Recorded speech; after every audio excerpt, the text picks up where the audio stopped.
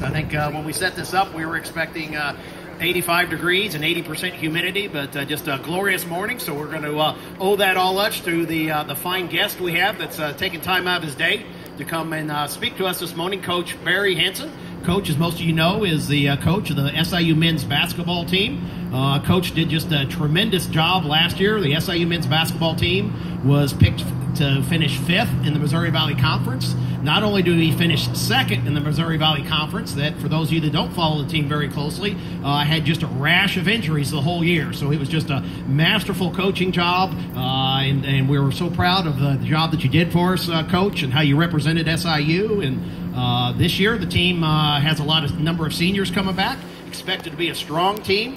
Coach and the team just got back from a trip to Cuba. Every 3-4 years, the NCAA allows teams to make international trips, and it's, as I understand it, it's a good trip to take. You get more experience, practice time.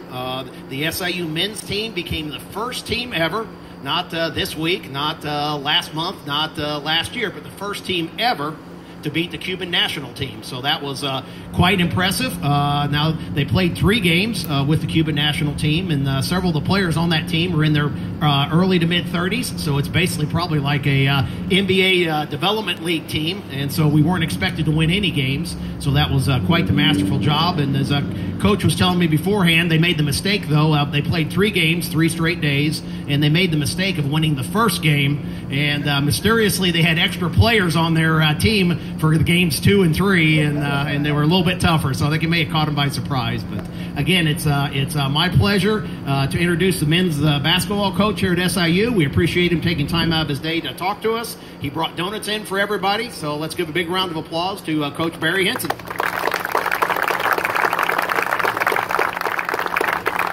Good morning. Hey, thank you guys. If I could clap like you just did, I'm clapping for you. And they didn't ask me to do this, I asked to do it. And I wanted to be able to tell you today how much you mean to us. You know, this university's, we've been in a mess here for a while, hadn't we? Yeah. And you know, I'm tired of going around our community and everybody talking bad about this university and this community. You know what? We got it pretty good right here. I just got back from Cuba. Matter of fact, we got it damn good right here, Carbondale, Illinois. And it's you go overseas, you go to a third world country, you figure out what it's like to be an American, or where I'm from, to be an American. You know, so, but you really figure it out real quick. And I firmly believe this, that you know, if we don't have it around here, you pretty much, or as I'd say, you pretty near don't need it. I mean, we got it all right here. But the thing that I wanted to tell you today, more so than anything, is I'm a landscape guy. I told you that the last time. And I'm a guy that I see everything. And I truly believe this. There's not a better looking campus of any place that I've ever been than right here in Carbondale, Illinois. What you guys do on a daily basis, I recognize. I recognize all of it. I mean, I trim trees, I weed eat, I mow. Hell, I got a zero turn just like you do. It ain't air conditioned like yours. Hell, we got the new John Deere's and I'm wanting to trade up now. But our buildings, the painters have been over in our building. Guys have been over doing work. Coach Keel got here. There's a new sheriff in town now. There's a new sheriff in town. He's going to get stuff done. And I love him. And what he means for this university and what he means for this community is going to do nothing but he's just going to demand the best out of everybody, including myself. I know our hours have been cut back here. I know we've had friends that we worked with on a daily basis that lost their job here last year. Enrollment's down. We got all sorts of reasons to bitch and moan. But we got 2 choices to make. We got a choice to continue to bitch and moan, and we got a choice to turn this thing around. I'm going to take the second choice. Last year, Brad's right. We were picked 5th. We finished 2nd. We finished 2nd to a team that played in the Final Four. And we ended up the year with 7 players. 7. You know, it goes back to the choices that we had to make. We cry about it. We do all this. No, let's just buck up more next and let's get better. But I want you to understand this. My dad used to tell me this all the time. You remember the old Head and Shoulders commercial. You never get a second chance to make a first impression. When you drive up on this campus, because of you and what you do on a single day, every single day of your life right here on this campus and your job, it makes a difference here. When we drive around here, it's unbelievable. If you don't think for 1 minute that when a student picks a university, that they don't look at the buildings or look at the grounds or walk in and see what's going on, then you're crazy. Because it's all about first impressions. When we get ready for school, matter of fact, our grounds right now have never looked better. We got rain at the right time. The fall's going to be perfect. Our trees are going to be beautiful. And that's going to be great for us. But everybody that goes around is going to be able to see an unbelievable place. Now that we've got the boat place fixed up over there with the lake, I mean, it's, like I said, if we don't have it, you don't need it. Because we got it right now. But everybody that comes on this campus, you are absolutely the first thing that people see. You're the greatest advertisement we have. Don't get up one day. Don't make one moment of effort or work out there and think that somebody's not appreciating it, because we do. Everybody talks about it. Coach Kill got up front yesterday and talked about how this is the nicest looking campus in the state of Illinois. He said it's better than Champaign. He said, I've worked at Northern. I can tell you, that's all it is. And out there is fields and flat. Right here, we got it all. So I wanted you to know that. I wanted you to know that from me personally, that we appreciate everything. Now, I got you donuts. Now, I had the right deal in my heart. I was going to pay for them and everything. But Shad Zimro, and everybody knows Shad, runs the Harley-Davidson deal.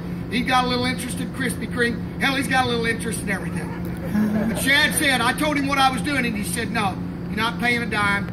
You get all those donuts. Now, whatever you don't eat, I'm taking back and eating. I mean, you sit there. I mean, you think about it. You drive with 12 dozen hot donuts in your car for 30 minutes and see how you do. And my wife's got me on this no sugar deal, so. I'm going to tell you this last thing. I was listening, got to tell you a story before we went to Cuba. I'm visiting with my team, and I asked them, I'm down there, they're all sitting right there, and I said, how many of you guys know Kenny Chesney? And my team looks at me like I'm from Mars. They're like, you know, they're wanting to raise their hand, they don't know. Well, they don't listen to No Shoes Radio.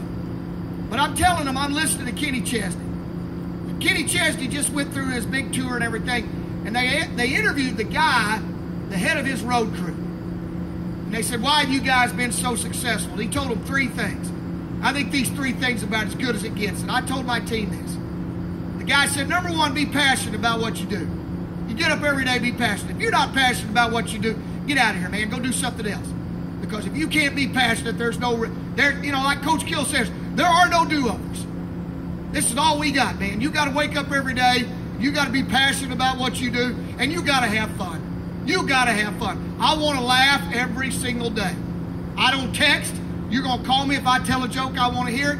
If you tap in LOL, I don't know what law means. I can care less. I want to hear you laugh. But be passionate about what you do. Number 2, do what you say you're going to do. If you're going to do it, do it. You're going to say it, do it. And get up every day with that activity. And number 3, and I'll paraphrase this, because you can only imagine the legend or the vocabulary of a road crew. Number 3 was, don't be an ass. And that's 3 pretty good ones. Because I'm here to tell you, we live in a country right now that every time you turn on the television, somebody's trying to divide us. They're trying to make you, whether you're a Republican or a Democrat, and they're trying to divide our country. I don't give a shit what political party you are. I don't give a shit what color you are. What I care about is you're an American and you're a human being, and that's all that matters. We have to care for people. That's what it comes down to. I don't do Facebook. You're going to have to edit that shit out when I say that.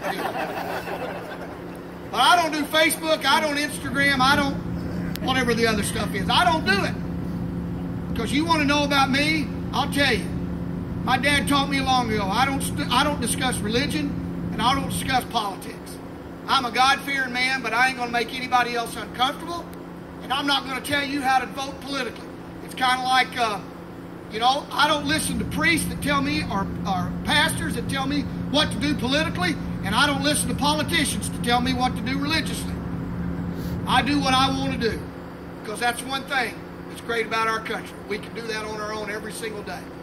So I ask you those 3 things, and dadgummit, I'm so happy to be here. I work for you. That's who I work for. And I'm proud every day I take that floor. And our goal and our objective this year is, one, not to get hurt, knock on wood, but we want to win a Missouri Valley Championship. We just had the 11th in 11 years, the best finish that we've had, but that ain't good enough. We were picked 5th, we finished 2nd. 2nd ain't good enough. Ricky Bobby's right. 2nd ain't right. If you're 2nd, you're last. What we want to do is we want to finish 1st next year, and with your help and your energy and the things that you do every day, we're going to try to represent our university just like you do every single day when you go to work. Everybody look at me. We appreciate you.